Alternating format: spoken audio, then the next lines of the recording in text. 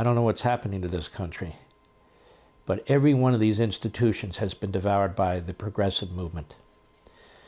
And one day I'll spend some time here after the holidays on more talk about this progressive movement, because enough cannot be said about how it's damaging our society, how it's implementing neo-Marxist and Marxist policies one step at a time, how it's attacking our customs and traditions and our systems and our institutions. Whether it's voting, what they've been doing, destroying the voting system in our states and eventually the Electoral College to try and ensure that only one party wins. Whether it's our borders, whether it's our economic system, it's just an appalling thing. And you know, I've talked about this many times. Early on Levin TV, really we were the first in the early days of Levin TV and a few years out, and since then, we're fighting two wars at once. The domestic war, which seeks to truly destroy our economic and governing system, and it is a grave threat.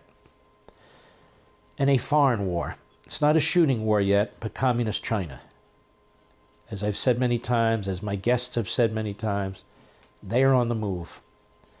And I want to remind you that 120 years ago, the most powerful country on the face of the earth was Britain. Britain. The sun never sets on the British Empire. Remember that? Britain now is a second tier, maybe even a third tier superpower. There's no guarantee that the United States will remain the most powerful country on the face of the earth.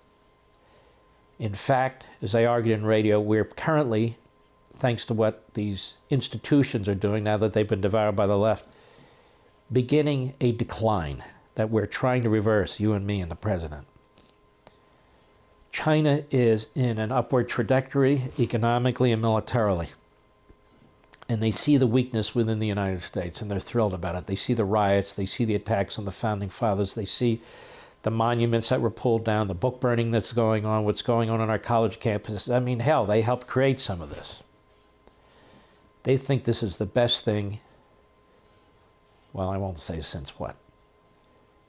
So this is a big problem, and you and I together here on Levin TV are going to have to keep figuring out ways to address it. Anyway, the positive news is the vaccines. The vaccines.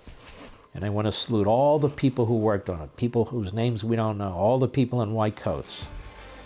And I want to thank the President of the United States for busting through the red tape and the bureaucracy to make this a #1 priority. This man deserves a Nobel Peace Prize, and he deserves a hell of a lot more than that. He certainly deserves our thanks.